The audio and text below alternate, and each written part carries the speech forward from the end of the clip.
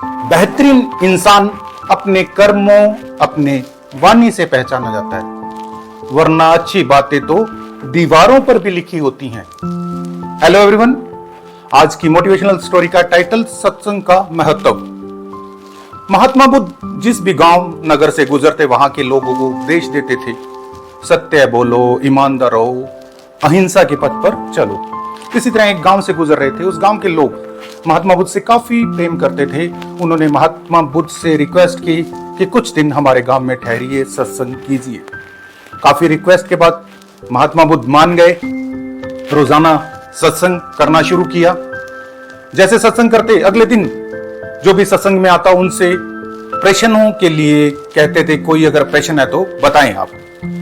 एक व्यक्ति ने प्रश्न किया कि महात्मा बुद्ध से किया, महात्मा जी कल मैंने सत्संग सुना, मुझे अच्छा फील हुआ, काफी पॉजिटिविटी मिली, बट जैसे ही घर पहुंचता हूं मैं, वैसे ही बीवी, बच्चे, माता पिता, उनकी जिम्मेवारियां, ये देखकर और दूसरों में कमियां देखता हूं, कलेश शुरू हो जाता है, मन अच्छा नहीं लगता। तो महात्मा बुद्ध ने कहा, कुछ दिन सत्संग सुने, आपके व्यवहार में परिवर्तन आएगा। इसी तरह 4-5 दिन सत्संग सुना। अब महात्मा बुद्ध का कल जानने का अंतिम दिन था। उन्होंने वही बात कही, आपके मन में कोई भी प्रश्न है कीजिए। वही व्यक्ति खड़ा होता है, कहता है, गुरुदेव मुझे कोई महत्व नहीं लगा सत्संग का, यहां अच्छा फील करता हूं, लेकिन यहां जाने के बाद घर में वैसी स्थिति बन जाती है, वही जिम्मेवारियां दिखती हैं, वही दूसरों में कमियां दिखती हैं। तब महात्मा बुद्ध ने कहा कि कल सुबह मुझे इस गांव के दूसरी तरफ जो पहाड़ी है वहां मिलना।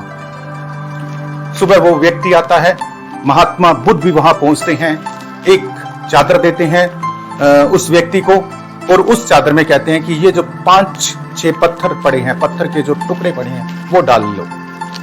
वो उस चादर में डालता है। महात्मा बुद्ध कहते हैं कि मेरे साथ उस पहाड़ी पर चलो। वो व्यक्ति महात्मा बुद्ध के साथ उस पहाड़ी पे चढ़ता है। जैसे ही 100 कदम चलता है, हांफने लगता है। महात्मा बुद्ध कहते हैं कि एक पत्थर निकाल दो इसमें, और फिर कुछ कदम चलने के बाद फिर हांफने लगता है। फिर महात्मा बुद्ध कहते हैं कि एक पत्थर निकाल दो, फिर वो कुछ कदम और चलता है, इसी तरह हांफने लगता है। महात्मा बुद्ध उनको एक पत्थर और निकालने के लिए कहते हैं। अब इस तरह पत्थर एक बच जाता है। 5 पत्थर निकालने के बाद एक पत्थर काफी हल्का फील करता है। महात्मा बुद्ध के साथ पहाड़ी पर चढ़ता है, और 300-400 कदम चढ़ने के बाद फिर हांफने लगता है।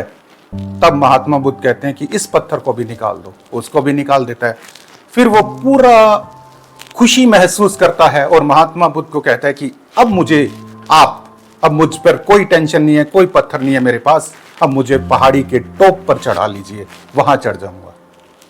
तो महात्मा बुद्ध बड़े प्यार से कहते हैं, यही बात मैं तेरे को समझाने वाला हूं। जब तक तेरे मन में क्रोध, ईर्ष्या, दूसरों के प्रति निंदा, इस तरह के विचार नहीं निकलेंगे तो अच्छे विचार कैसे आएंगे। यही सत्संग का महत्व है।